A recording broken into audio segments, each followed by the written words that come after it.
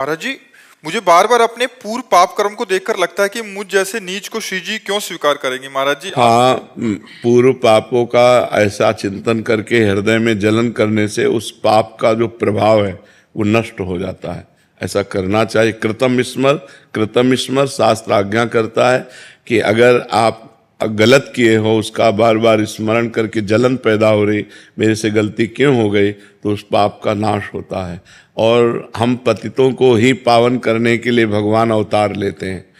तो ऐसा नहीं है कि हम पतितों को भगवान क्यों स्वीकार करेंगे। अस्पताल बने ही होते हैं बीमारों के लिए, नहीं बने होते। वो स्वस्थ पुरुषों के लिए नहीं होते हैं, बीमारों के लिए होते हैं। तो भगवान की शरणागति है ही है पतितों के लिए।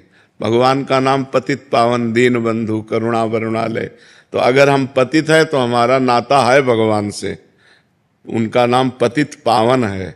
अगर हम दीन हैं तो हमारा नाता है भगवान से, उनका नाम दीन बंधु है। हम आर्त हैं, दुखी हैं, तो आर्त हरण भगवान हैं। हमारे भगवान के संबंध हैं। इसलिए हमें ये उत्साह रखना चाहिए कि हम जैसे भी हैं भगवान के शरण में हैं और भगवान के लायक हैं, क्योंकि हम भगवान के अंश हैं। हम चाहे जितना पतित हो जाए लेकिन हम भगवान के लायक हैं।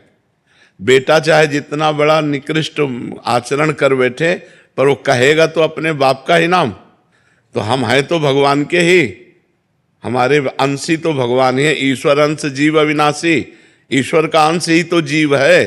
तो हम भगवान के ही अंश हैं। हमसे गलती हो गई, हमसे पाप हो गए, तो हे भगवान हमें क्षमा करो या दंड दो, मैं आपकी शरण में हूँ।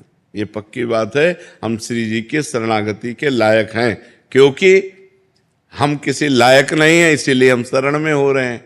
तो ये हमारी शरणागति पक्की स्वीकार करते हैं। चाहे जितना बड़ा दुराचारी हो, भगवान की शरण में आ जाए।